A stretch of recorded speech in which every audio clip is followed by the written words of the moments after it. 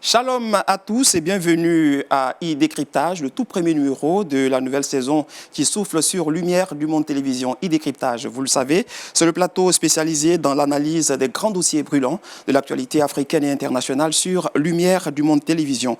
3 sujets à l'affiche de ce tout premier numéro. Nous parlerons dans un premier temps du sommet historique Russo-Afrique qui a réuni le mois d'octobre dernier en Russie plus de 40 chefs d'État et chefs de gouvernement africains à l'invitation du chef du Kremlin, le président Vladimir Poutine, pour parler coopération. Il sera également question au cours de cette émission de parler de la République démocratique du Congo, un président chrétien à la tête de ce pays africain, la personne de Félix Antoine Tshisekedi Tshilombo. Quel impact d'avoir un chrétien à la tête d'une nation comme la RDC, le deuxième plus grand pays africain, géographiquement parlant bien entendu, après l'Algérie. Et puis nous chuterons en Israël pour évoquer l'impasse politique dans lequel végète ce pays du Moyen-Orient depuis les législatives de septembre dernier, qui n'ont pu élire une majorité parlementaire de 61 députés à la Knesset, l'hémicycle israélien. Sur notre plateau, nous aurons donc l'occasion d'évoquer toutes ces questions, de les passer au peigne fin comme de tradition sur e-Décryptage. Nous avons donc 2 consultants. J'ai nommé Jean-François Youeto. Shalom. Shalom. Bienvenue sur e-Décryptage. Merci pour l'invitation. Nous sommes très heureux de vous recevoir et merci d'avoir répondu à notre invitation. Alors, vous êtes détenteur d'un 2A, un diplôme d'études approfondies en philosophie politique.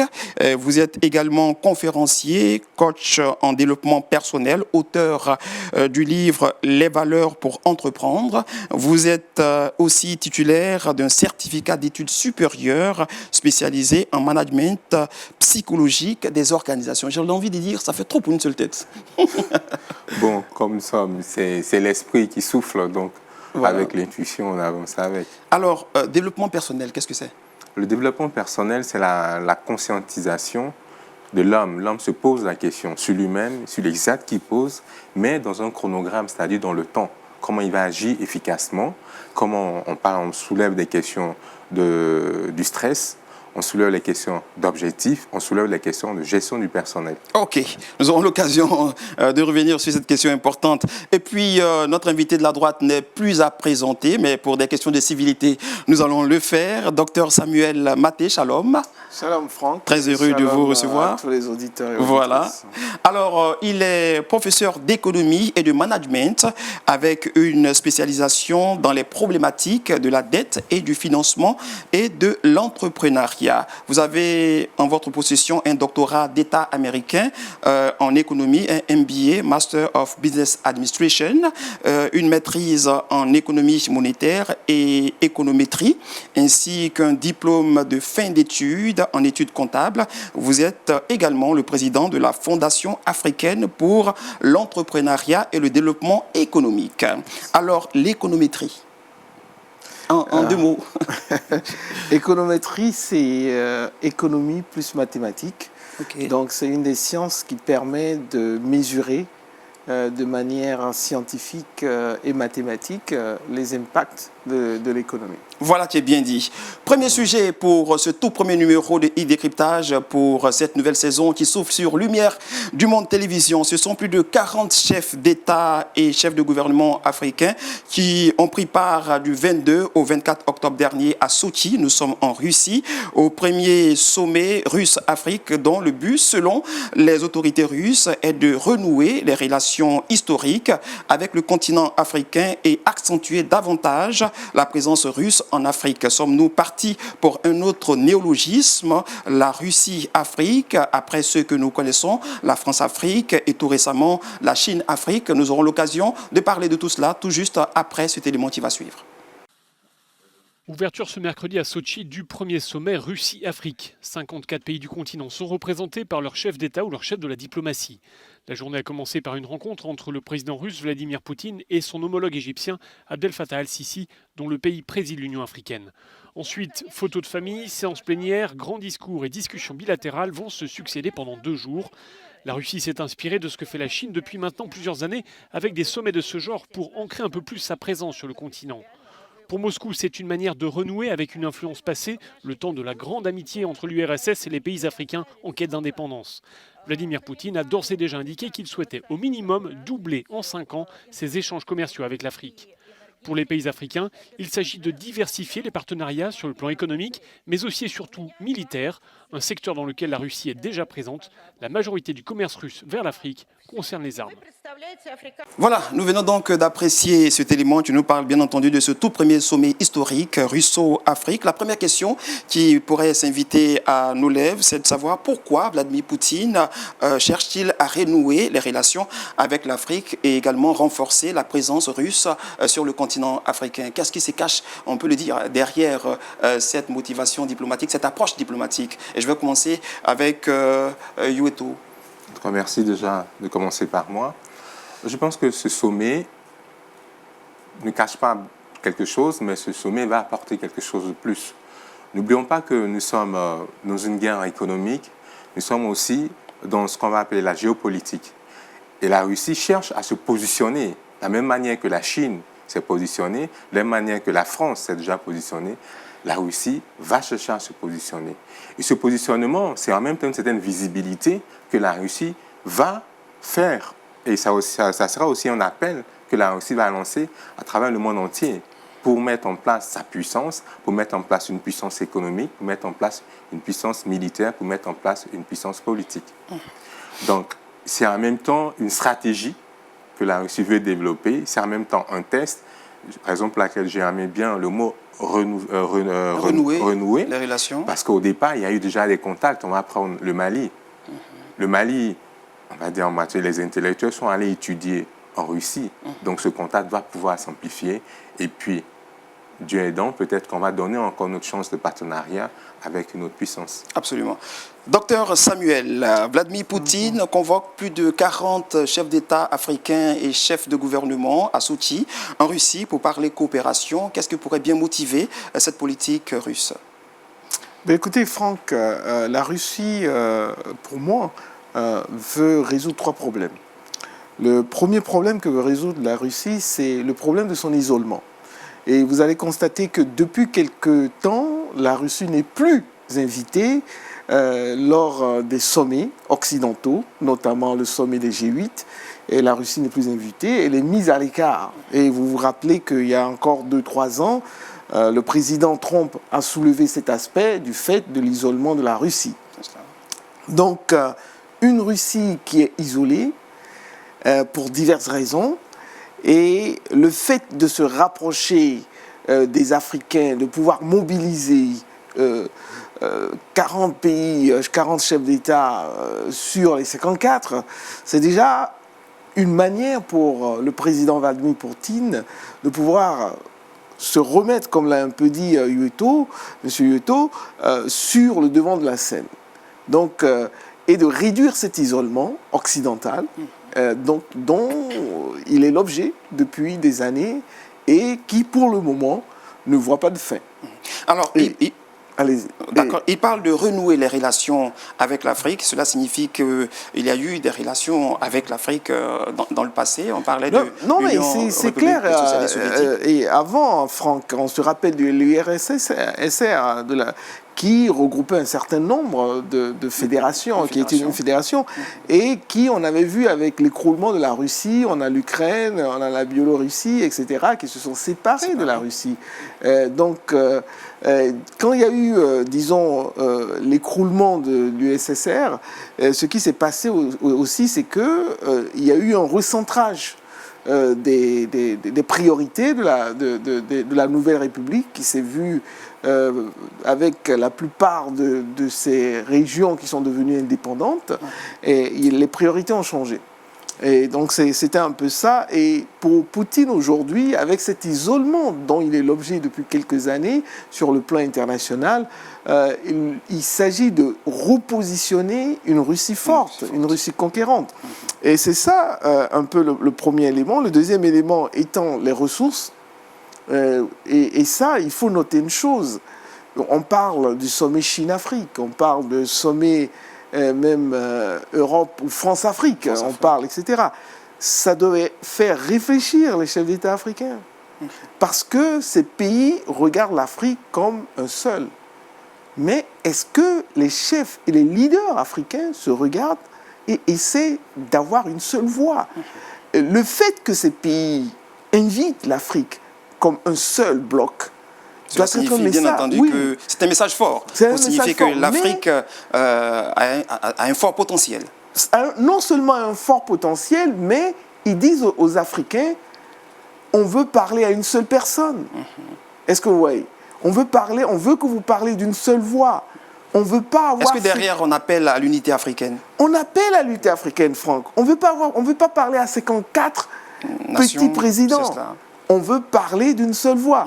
Et c'est aux Africains de s'approprier cela. Absolument. Alors, ce sommet, est-ce qu'on pourrait le qualifier comme étant la démonstration de la puissance de la Russie vis-à-vis des autres géants de ce monde, quand on sait l'intérêt qu'il a suscité auprès des chefs d'État africains, Yeto? Mais je pense, comme disait Dr Samuel Maté, la Russie cherche une visibilité.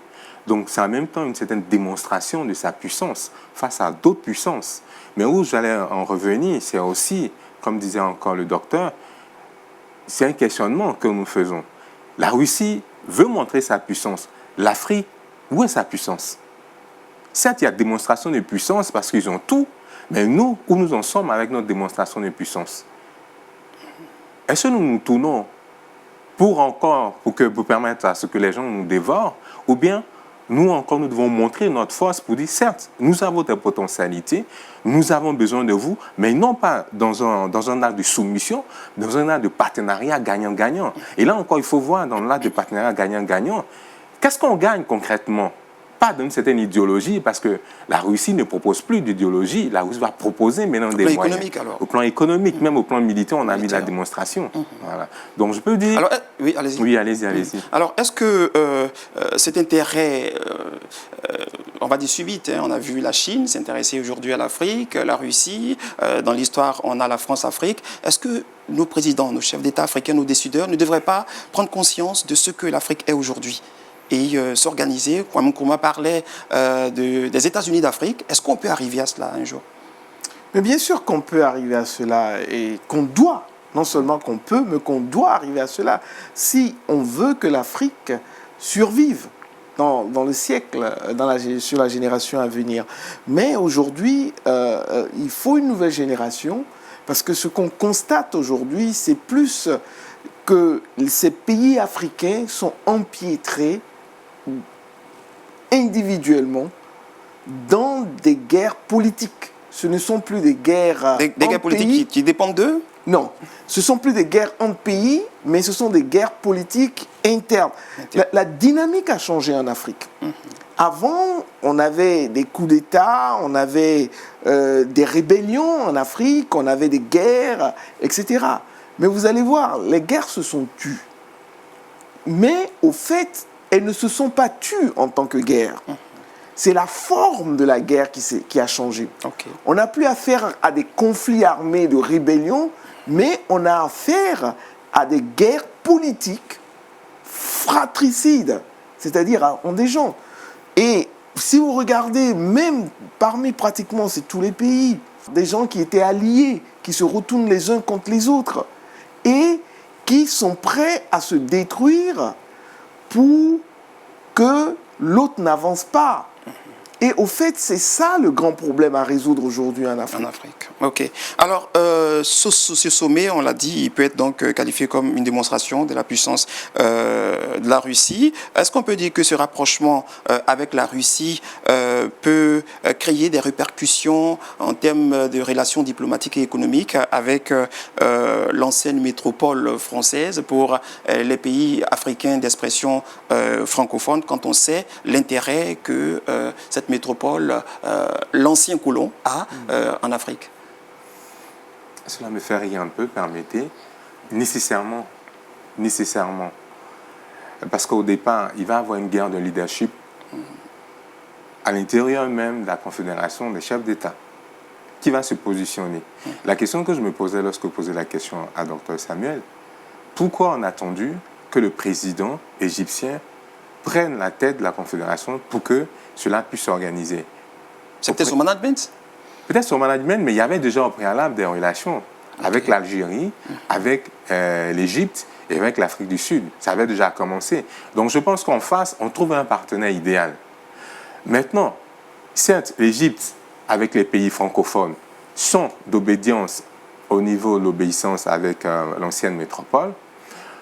Donc, nécessairement, je veux dire que nécessairement, il va avoir, en parenthèse, des représailles au niveau diplomatique, au niveau économique. Ok. Voilà. Docteur Samuel, oui. La même question. Pourrait cette rencontre à Sochi, en Russie, peut-elle avoir des répercussions dans les relations diplomatiques, économiques avec l'ancienne métropole parlant des pays francophones africains? Mais au fait, Franck, ce que les Africains ne comprennent pas, c'est que ceux qui sont en face, les Occidentaux, les Blancs, ils sont plus organisés, plus unis que nous. Est-ce que vous comprenez? Oui, on a l'exemple de l'Union européenne. Ces pays, ces métropoles, ces anciennes pays colonisateurs, il y a des accords tacites entre eux. Difficile à dénouer. Oui, il y a des accords tacites entre eux. Et vous voyez par exemple que les Français ne peuvent pas aller comme cela en Irak. Parce que l'Irak... J'ai envie de poser la question, à quand? Donc, quand est-ce que l'Afrique pourra donc se défaire de toutes ces relations, ces contrats tacites, comme vous l'avez dit, historiques? Oui, donc ces contrats tacites, pour en terminer, font que même quand la Russie vient en Afrique ou organise ses sommets, je peux vous l'affirmer, elle est obligée de tenir la France au courant. Vous partagez ce point de vue? Oui, je veux dire, il y a les précarés qui sont gardés. Et ça, c'est... Mais aujourd'hui, on parle d'économie libérale. Est-ce que la Russie est contrainte d'abord d'informer la France avant de venir en Afrique? Mais ça, c'est la diplomatie. Parce que sinon, le revers de la médaille pourrait ne pas être bonne pour la Russie. Alors, est-ce que, excusez-moi, docteur, est-ce que si la Russie fait référence à la France pour venir organiser de telles rencontres en Afrique, la France aura-t-elle un mot à dire dans les décisions qui seront prises au cours d'un tel sommet? Non, pas nécessairement le mot à dire au cours du sommet, mais comme le disait M. Yoto, il y a des chasses gardées. Nous avons vu dans certains pays comment des trains urbains, on a eu des comités qui ont été mis en place pour pouvoir sélectionner des prestataires, des fournisseurs pour construire un train urbain. Et comment ce comité a travaillé, mais que quand ils ont repris le rapport, Vous parlez du dernier train au Kenya? Je ne sais pas. D'accord. Donc, on sait comment après, le contrat a été donné gré à gré à la métropole. Alors que le comité qui s'est réuni a dit voilà le moins-disant en termes de qualité, etc., de votre urbain. Et le contrat, après tout ce travail, est donné à gré à une structure de la métropole pour 2 milliards d'euros. Donc, c'est pour vous dire qu'il y a des... C'est tout cela aussi, les relations internationales des chasses gardées. Alors, la Russie parle également d'appui politique et diplomatique, d'aide de défense à la sécurité, d'assistance économique, de conseils pour lutter contre les grandes endémies en Afrique, d'aide humanitaire et d'appui à l'éducation et à la formation professionnelle. J'ai envie de dire, rien de nouveau sous le soleil. Quelle serait la plus-value que la Russie pourrait apporter à l'Afrique? Docteur, je reste avec vous. Non, mais c'est-à-dire qu'il faut comprendre une chose.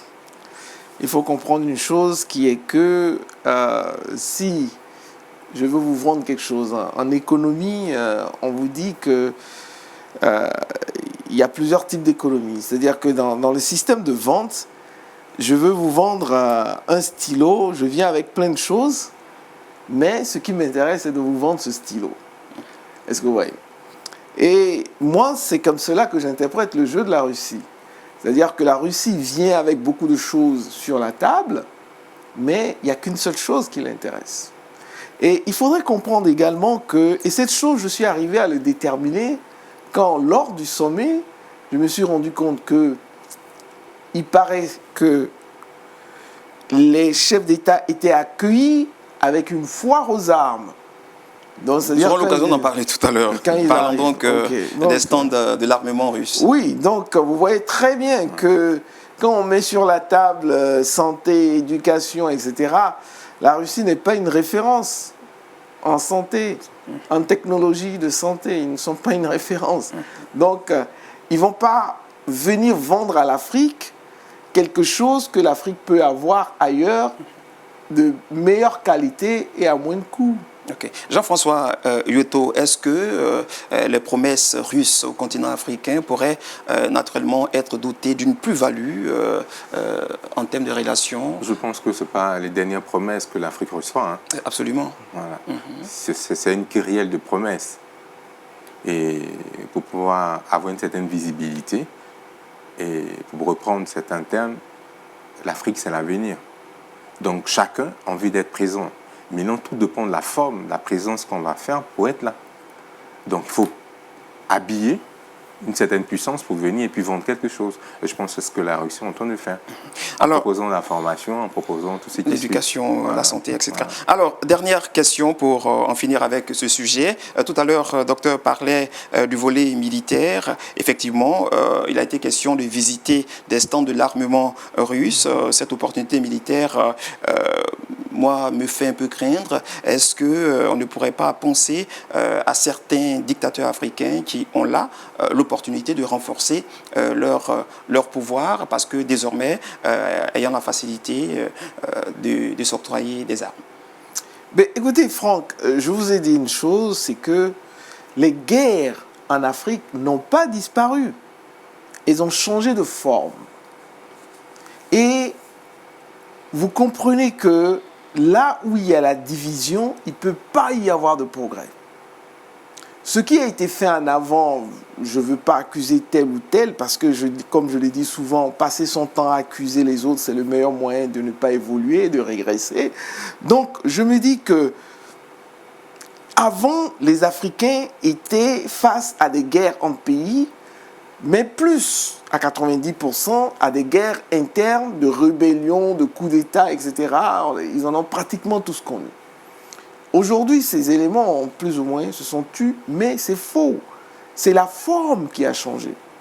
Donc, on a toujours des guerres, mais ce sont des guerres politiques fratricides, où on se rend compte que le pays n'avance pas, ou n'avance pas au rythme auquel elle aurait dû avancer, parce que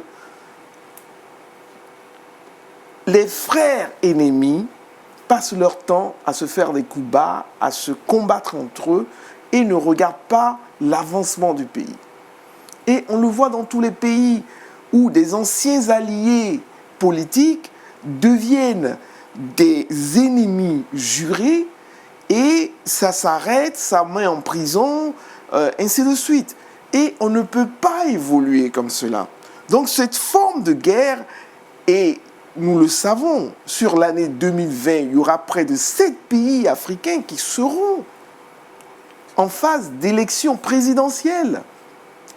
Et dans ces 7 pays africains, seuls 2 pays où on a des régimes au pouvoir qu'ils ont dit « nous allons partir parce que le temps pour nous est venu de partir selon la Constitution », notamment le Ghana et le Niger, où les présidents ont dit « non, on va respecter la Constitution ». Mais tous les autres pays sont dans une posture où les personnes, un peu comme Alpha Condé, disent « non, nous ne partons pas ». Mais ce n'est pas encore prononcé. Il ne s'est pas encore prononcé. Est-ce que ouais. Donc, c'est un peu ça le problème. Ok, d'accord. C'est le moyen également de vendre des armes. Des armes. Vous partagez le point de vue de docteur. Cette tribune a été des moyens de vendre. Mais en même temps, je veux m'appuyer sur un certain symbolisme au niveau des armes. C'est la sécurité, c'est la défense. Et c'est en même temps la conquête. Donc, une fois qu'on a une arme, on va se protéger. C'est bien que l'Afrique se protège avec les armes pour une démonstration de puissance. L'envers de la médaille, on peut s'en servir aussi contre nous-mêmes. Donc, mesure gardée, il faut vraiment faire attention. Faire attention. Merci. C'était donc le premier sujet de ce tout premier numéro de e-décryptage pour la nouvelle saison sur Lumière du Monde Télévision. Deuxième sujet, Félix Antoine Tshisekedi Tshilombo a été investi président de la République démocratique du Congo le 24 janvier 2019, succédant à Joseph Kabila au pouvoir depuis 2001. Fils de son père, le défunt opposant historique charismatique Étienne Antoine Tshisekedi, Félix, est surtout un chrétien qui, après sa prise de pouvoir, a organisé au stade des Martyrs à Kinshasa une journée de grâce qui a réuni plusieurs confessions chrétiennes. Lors de cette rencontre, le président a prié avec son peuple pour un nouveau Congo imprégné des valeurs chrétiennes.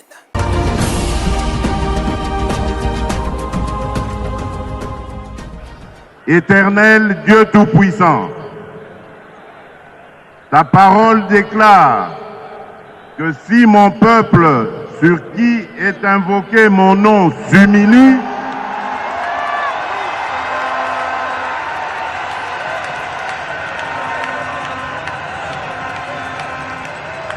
si mon peuple sur qui est invoqué mon nom s'humilie, prie et cherche ma face, et s'il se détourne des mauvaises voies, je l'exaucerai des cieux, je lui pardonnerai son péché et je guérirai son pays.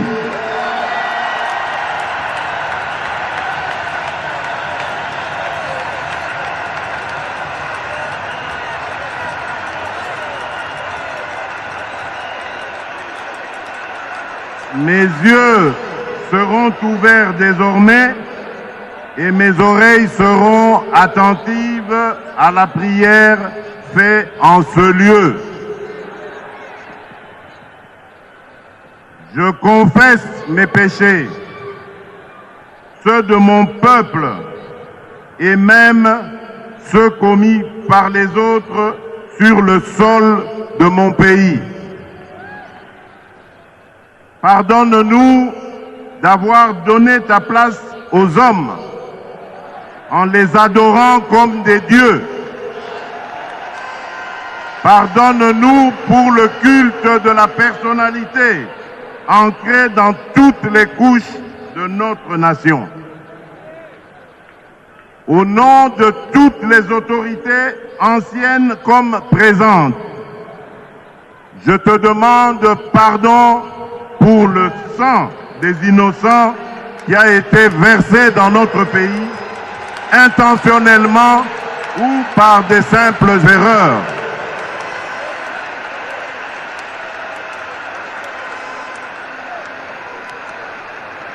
En tant qu'autorité, moi-même aujourd'hui, j'endosse la responsabilité de toutes nos fautes et te demande pardon pour tout abus de pouvoir contre les faibles. Pardonne-nous aussi de n'avoir pas été de bons gérants des richesses que tu nous as données. Nous étions donc à Kinshasa, la capitale de la République démocratique du Congo, où nous avons apprécié au stade des Martyrs le président Tshisekedi Tshilombo, Félix Antoine, qui donc parlait donc, de Dieu. C'est un chrétien. Première question, quel avantage d'avoir un chrétien à la tête d'une nation comme la République démocratique du Congo? Docteur Ben, écoutez,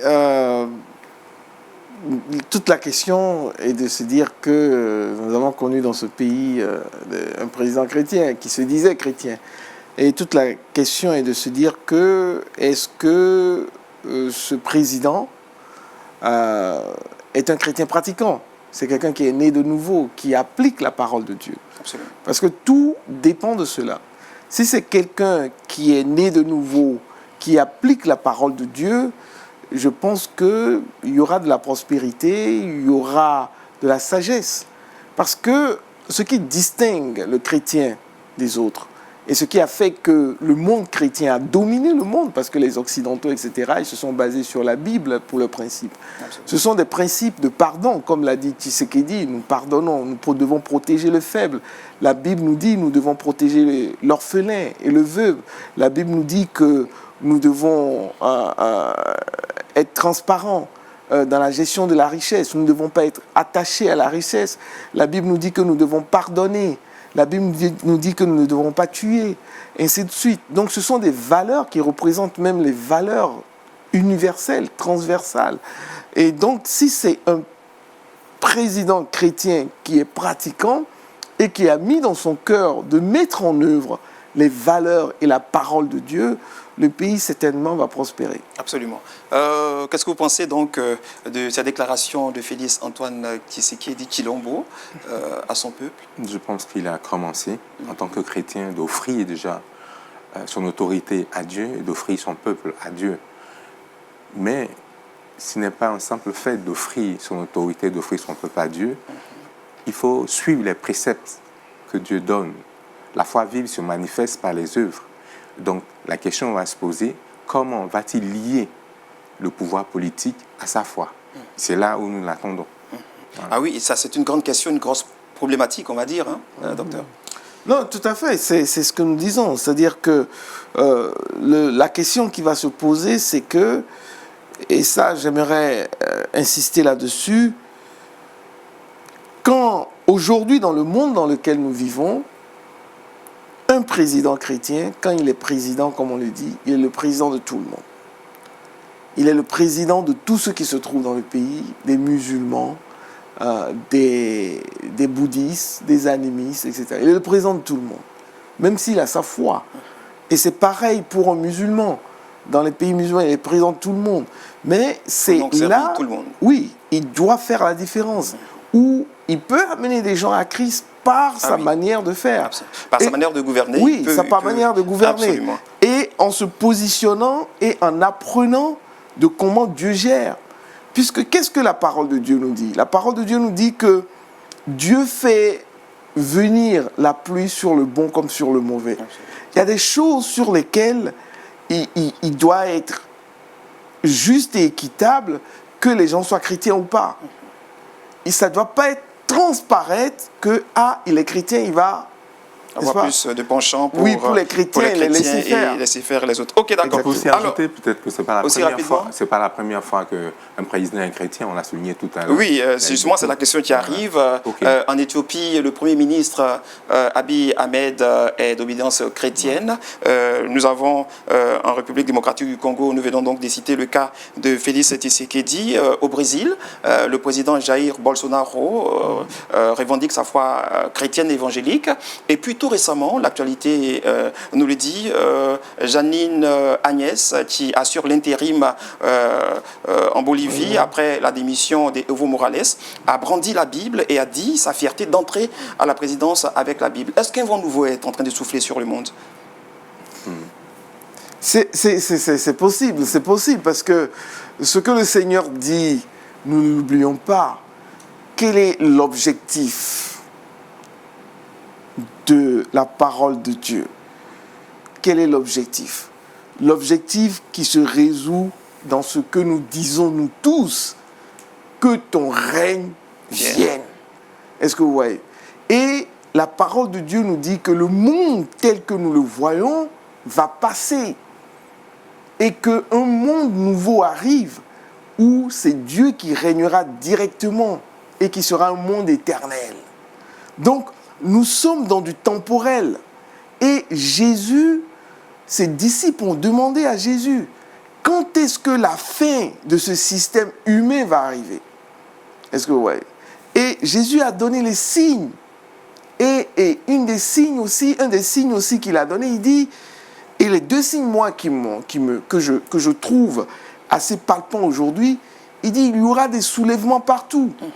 Ce que nous voyons d'ailleurs. Nous n'avons pas de pays où il n'y a pas de soulèvement aujourd'hui.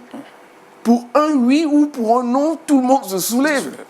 Il y a des soulèvements. Et il dit, il y aura des tremblements de terre, de ceci. Regardez aussi ça. Des maladies, etc. Qu'on n'a jamais vu. Mais aussi, il dit, la parole ira partout. Et quand il dit la parole ira partout, c'est vraiment partout. Allez et faites de toutes les nations mes disciples. Et dans ce sens qu'aujourd'hui, la parole va même dans les palais présidentiels. Absolument. C'est ce qu'il faut dire. J'ai envie de dire Amen. Et ce n'est qu'un signe de l'accomplissement de ce que le Seigneur avait annoncé. Alors, Jean-François Hueto, le monde entier attend avec un ardent désir la révélation des fils de Dieu. Sommes-nous déjà à cette époque? Ou est-ce que ce sont des signes annonciateurs? On n'a pas trop en besogne. Les signes se posent, les signes se manifestent et les signes se voient. Et dans la Bible, il y a beaucoup d'exemples de gestion d'une nation. Permettez ma fille philosophique, quand on parle de politique, c'est la gestion de la cité. Mais c'est ce qu'on va appeler aujourd'hui la bonne gouvernance. Les signes vont se manifester, mais demandons aussi l'intelligence de Salomon et la force de David. Absolument. Pour pouvoir diriger le peuple comme des hommes étatiques. Le plus, c'est qu'il y a une certaine dimension spirituelle qu'il ne faut pas négliger. Et cette dimension spirituelle nous conduit vers des valeurs. On disait tout à l'heure, mais ce sont des valeurs universelles, mais il y a des valeurs qui sont illuminées par l'Esprit de Dieu. Et lorsque l'Esprit de Dieu illumine certaines valeurs, elles deviennent naturellement contagieuses. Donc, à nous maintenant, en tant que responsables étatiques, de diffuser cette valeur-là pour que les chrétiens qui vont aider peut-être le monde puissent manifester cela en leur comportement, en leur sagesse, même dans leur intelligence. Parce qu'il faut donner un nouveau sens des valeurs humaines actuellement. Il y a un conflit culturel qui existe entre un certain comportement, une certaine manière de réfléchir, une certaine manière d'agir avec le monde. Alors, où nous en sommes? D'accord. Alors, dernière question, et on va être vraiment très rapide pour des questions de temps. Est-ce que, au regard de ce que nous voyons dans ce monde, les soulèvements, les maladies, les guerres, etc., le monde entier a-t-il besoin d'hommes politiques, de décideurs chrétiens? La balle est lancée, qui se jette à l'eau. Moi, j'allais dire d'hommes ayant des valeurs vraiment racinées pour la valorisation de l'être humain. D'accord. Docteur. Pas nécessairement, parce que ce à quoi Dieu nous appelle, c'est qu'on peut le servir à tous les niveaux. Et c'est d'amener ceux qui sont encore dans le péché, sous le joug de l'ennemi, les amener à la lumière. Ok. Amen. C'est ce que Dieu me demande. Nous allons passer aussi rapidement au troisième et dernier sujet de l'actualité sur e-décryptage. Nous sommes en Israël, c'est l'impasse politique dans ce pays. La formation d'un gouvernement d'union tarde visiblement à se mettre en place après l'échec de la droite incarnée par le Premier ministre sortant Benjamin Netanyahu à former un gouvernement d'union. Le président Rivlin a désigné le leader de la gauche centriste, Benny Gantz, qui lui aussi peine à mettre en place ce gouvernement d'union, et l'incertitude gagne du terrain dans le pays des Hébreux. Compte à rebours lancé en Israël. Reuven Rivlin, le président, a chargé officiellement ce mercredi Benny Gantz de former un gouvernement. Le leader du Parti bleu-blanc dispose de 28 jours pour tenter de mettre sur pied une coalition. Il a plaidé pour une union libérale, sans exclure pour autant une participation des religieux. Tout le monde veut que nous mettions un terme au chaos politique. Tout le monde exige de nous que le pays revienne graduellement à une routine qui fonctionne, qui soit sûre et calme. Un pays tout entier attend un souffle de soulagement. Benny Gantz devra réussir là où Benjamin Netanyahou a échoué. L'indéboulonnable Premier ministre n'a pas su trouver un accord avec le Parti bleu-blanc et a décidé lundi de jeter l'éponge. La mission s'annonce donc très compliquée pour Gantz, l'ancien chef de l'armée. En cas d'échec, le président pourrait alors convoquer de nouvelles élections. Voilà, c'était donc en Israël, nous le disions, c'est l'impasse politique. Les récentes législatives n'ont pu, les récentes législatives, je le disais, n'ont vu ni la droite du Premier ministre sortant Benjamin Netanyahou, ni la gauche du centriste Benny Gantz à pouvoir former un gouvernement d'unité nationale, et surtout, au sortir de ces élections, n'ont pu avoir la majorité parlementaire de 61 députés à la Knesset. Qu'est-ce qui pourrait expliquer ce résultat, Jean-François Yeto? Je pense qu'il y a un nouveau paysage qui est en train de se dessiner. Et puis je pense aussi qu'il y a la fin d'un règne de gestion politique de l'ancien Premier ministre qui est là. Et il y a la culture du pouvoir. La culture du pouvoir qui va se manifester par la présence des personnes. L'ancien Premier ministre et puis Benny. N'oublions pas qu'il a été chef d'État. Et là-bas, il y a une culture politique.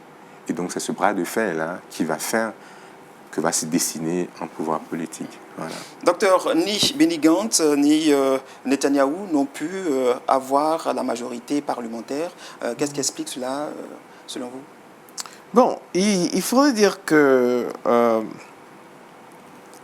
aujourd'hui, Israël est plus focalisé et divisé, dans le sens que Netanyahou a eu un discours très à droite de la protection de l'État d'Israël, de la grande Israël, qui se vend encore.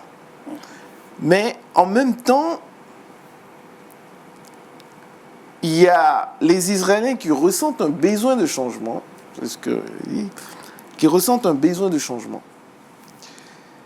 Et vous savez très bien que Netanyahou est empiétré dans les affaires et qu'il peut aller en prison de corruption, etc., dès qu'il quitte le pouvoir. Et je trouve dommage qu'il s'accroche au pouvoir. M. Yeto a parlé de culture de pouvoir, il s'accroche au pouvoir. Il aurait pu partir, mais il sait que s'il part, il aurait affaire à la justice.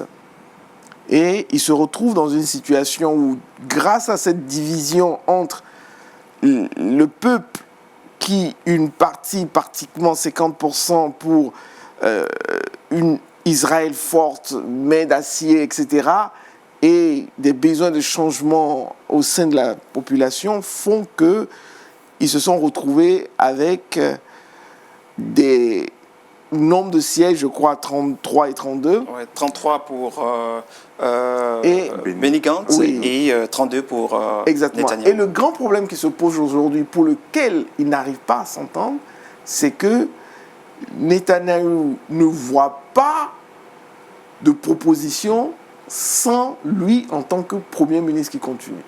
Alors que les autres disent que si on doit être ensemble ou former une coalition, c'est que tu as fait 10 ans, il faut quitter et laisser une autre personne.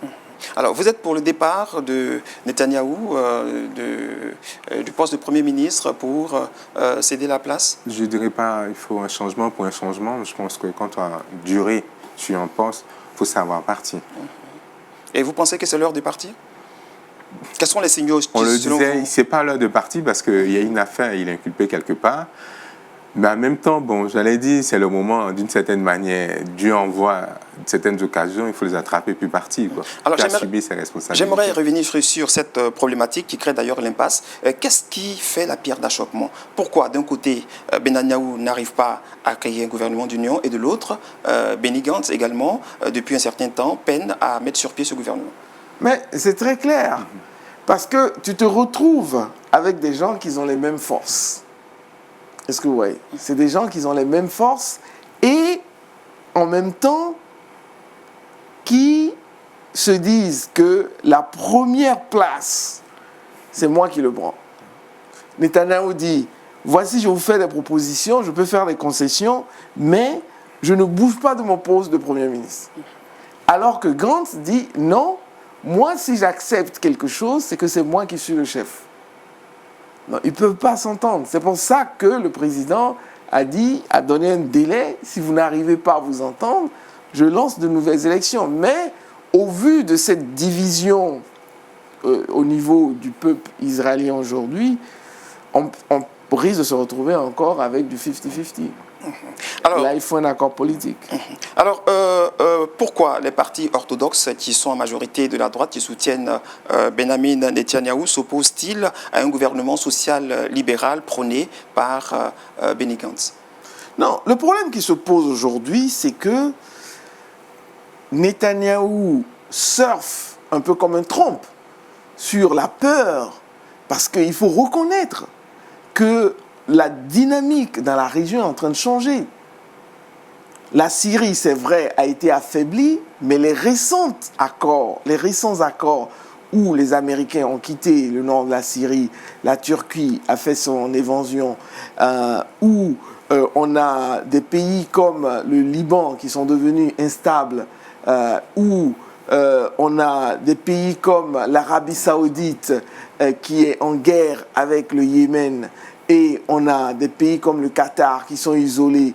On a l'Iran qui devient de plus en plus fort. Et un Sisi qui est là, qui n'est pas tellement pro-israélien. Les Israéliens préfèrent une partie, écouter ce discours de « il faut nous protéger, on est entouré d'ennemis, il nous faut un homme fort qui a déjà fait des preuves de pouvoir conduire Israël. » Mais parlant d'homme fort, Benny Gantz, il est général, il a quand même une compétence en termes militaires pour assurer la défense. Oui, mais être général ne veut pas dire, parce que l'avantage sur lequel Netanyahou surfe aujourd'hui, c'est l'expérience. Est-ce que vous pensez, oui, l'expérience, est-ce que vous pensez que Benny Gantz, avec tout son background de technicien de la défense, peut assurer la défense des Israéliens? Comme disait quelqu'un, la politique est en jeu. Hein. Et l'ex-premier ministre est un fin politicien. Et comme on le soulignait, il faut protéger l'État d'Israël. Et pour protéger l'État d'Israël, il faut avoir un discours fort. Certes, l'autre, il est militaire, mais l'autre, il est politique et il a encore le pouvoir. Il a su vendre l'Israël à l'extérieur du pays. Donc, il a encore des alliés au niveau de l'Est. Et donc, il peut, laissons la porte ouverte, il peut faire un bon politicien, mais pour l'heure actuelle, l'expérience en dit long pour... D'accord, je reste avec vous. L'une des pierres d'achoppement de cette impasse est aussi et surtout le service militaire dont sont exemptés les étudiants orthodoxes. Une situation fortement dénoncée, décriée par la gauche qui estime que les orthodoxes, donc les partis religieux, sont trop favorisés en Israël. Je pense qu'ils ont participé aussi, d'une part, à l'élection de Netanyahou pour être Premier ministre. Il leur a donné la part belle. Donc, en retour, le partage du gâteau, il y a une certaine protection. Et je pense aussi que c'est aussi naturel que la population puisse décrier cela. Donc, moi, je partage leur avis. Si on prend une certaine égalité, il faut aller jusqu'au bout. Docteur, est-ce que les partis orthodoxes sont favorisés en Israël? Bon, c'est difficile à dire, parce que, bon, au niveau des partis orthodoxes aujourd'hui, un de leurs grands projets, c'est la reconstruction du temple. Et ça, c'est un projet que Netanyahou soutient, ce qui fait encore sa force. Et également, il faut noter que Israël, c'est Israël où Dieu a une place. Donc, pour moi, pour cela, ils ont des privilèges. Et il sera difficile de leur enlever ces privilèges. Alors, il y a quelqu'un entre Benny Gantz et Netanyahou qui était le faiseur de roi. Il s'agit de Avigdor Lieberman, qui malheureusement, jusqu'aujourd'hui, malgré ses 9 sièges à la Knesset, a du mal à se rallier. Ouais. Lieberman, il est un peu parfois extrémiste. Il est un peu parfois extrémiste. Et je pense Pourquoi est-ce qu'il ne se décide pas depuis? C'est vrai qu'il a aussi ses conditions, mais pour sortir le pays de cette impasse, la fibre patriotique aurait dû jouer. Non, je pense que en économie, on parle de théorie de jeu, c'est-à-dire que c'est de la négociation. C'est-à-dire que plus tu traînes les pieds, plus le produit que tu as prend de la valeur. Donc il sait que plus il traîne les pieds, plus les gens seront prêts à faire des concessions plus larges envers lui. Tout récemment, le djihad islamique a attaqué Israël, on le sait, c'est l'actualité. Est-ce que cette situation d'impasse favorise quand même l'insécurité en Israël, Jean-François? Ça peut être une certaine fragilité. Quand un État, j'allais dire, n'est pas stable, d'autres États en profitent. Donc la stabilité en Israël va être un gage de sécurité pour mettre des garde-fous pour ne pas que les djihadistes puissent entrer. Voilà. Docteur, que perd Israël au plan international avec cette impasse? Je ne pense pas qu'Israël perde quelque chose. Pourquoi? Tout simplement parce que Israël est un État très bien organisé, avec des institutions fortes. Israël est un État qui est soutenu par les États-Unis. Israël est un État économiquement très fort, militairement très fort, parce qu'ils ont une des armées les plus puissantes et les plus performantes au monde. Aujourd'hui, les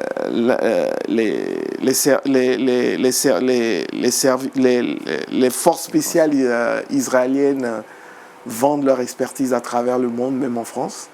Donc, je pense que c'est la politique interne, ça n'affecte pas pour moi la portée ou l'aura d'Israël à l'extérieur. Alors, est-ce que cette impasse pourrait nous conduire inexorablement vers des élections en Israël? Je pense. Oui, la troisième voie, ça serait de refaire. Parce que je pense que Béni plutôt, ne pourra pas constituer un gouvernement. Ce n'est que mon point de vue. Quels sont les signaux qui vous le font dire? Le partage du gâteau. Que tu es au pouvoir. L'autre n'a pas réussi, pourquoi l'autre va réussir? Donc je vais faire tout pour ne pas que l'autre puisse réussir. Et le faiseur de roi refuse. Même s'il se fait courtiser, ça sera très difficile. Ça sera difficile. Voilà. Sommes-nous partis pour des élections, de nouvelles élections en Israël, docteur? Je pense que nous sommes partis pour de nouvelles élections. Quels sont les signaux qui vous le font dire? Bon, les signaux, c'est simplement qu'on a un Netanyahou qui reste ferme sur sa position, comme vous l'avez dit, qui a l'appui des orthodoxes et qui quand même ont un impact au niveau de la religion et tout. Et un Netanyahou qui n'est pas prêt à partir à cause de ce qu'il attend également. Et il a prouvé, c'est un fin politicien. Il a des appuis à l'extérieur très forts. Et il se revendique d'avoir fait venir l'ambassade américaine, du moins le consulat américain à Jérusalem. Donc il a des points qu'il met sur la table. Et on se retrouve dans un deadlock, comme le disent les Américains, en même temps avec une population qui est blasée par tant d'années de règne et qui veut un peu plus de transparence. D'accord. Alors, l'une des dernières questions, l'avant-dernière, nous sommes pris par le temps. Avigdor Lieberman, nous le disions tout à l'heure, le faiseur de roi. Est-ce qu'il ne demande pas l'impossible à Netanyahou et à Benny Gantz? Parce qu'il demande à Benny Gantz de se séparer des Arabes. Et puis, de l'autre côté, il demande également à Netanyahou, lui, de se séparer des orthodoxes. Est-ce qu'il ne demande pas l'impossible pour pouvoir se rallier? Moi, je pense qu'il continue son jeu de politique. Il se fait courtiser. À un certain moment, je crois, à lâcher prise. Comme disait le docteur, il se fait vendre. Voilà. Docteur, aussi rapidement, nous sommes vraiment pris par le temps. Oui, mais c'est un peu ça. C'est-à-dire que c'est le jeu politique. C'est-à-dire que... Mais est-ce que c'est possible? Est-ce que c'est réaliste, en fait? Non, en fait, c'est pas ça qui intéresse Lieberman. C'est pas ça qui intéresse. C'est-à-dire qu'en négociation, je viens, je te dis, écoute, je te donne ce livre sain pour 50 millions. Mais je sais que je peux le vendre à 10 millions. Donc, je commence à discuter avec vous et j'en arrive à 15 millions. Je gagne 5 millions. Donc, je demande l'impossible pour arriver au possible. Absolument. Dernière question, mais vraiment en deux phrases. Netanyahou, on le sait, est sous le coup d'une poursuite judiciaire. Est-ce qu'il pourrait être inculpé? Je préfère laisser la justice israélienne décider, se prononcer. Docteur? Pareil. Pareil, vous n'osez pas vous prononcer sur la question? Non, parce qu'en fait, c'est un dossier dont on a parlé tellement longtemps. Je ne sais pas le fond du dossier. Il s'agit apparemment de corruption. Mais bon, je n'ai pas connaissance du détail de la loi israélienne à cet effet. Voilà, nous sommes au terme de cette émission. Nous avons été très heureux de vous recevoir. Je rappelle que je recevais Dr Samuel Maté et Jean-François Yueto, deux grandes, j'allais dire, des matières grises africaines sur ce plateau de e-décryptage pour parler donc de l'actualité. Nous avons entre autres parlé du premier sommet historique russo-afrique. Nous avons parlé également de la République démocratique du Congo qui a à sa tête un président chrétien et nous avons chuté en Israël pour parler de l'impasse politique. Nous avons été très heureux de vous recevoir sur ce plateau. Une chaude poignée de main pour nous dire au revoir. Merci. Voilà, merci infiniment. Merci beaucoup, Franck. Merci. Nous avons été très heureux, chers amis téléspectateurs, frères en Christ, de vous servir sur Lumière du Monde Télévision. Shalom.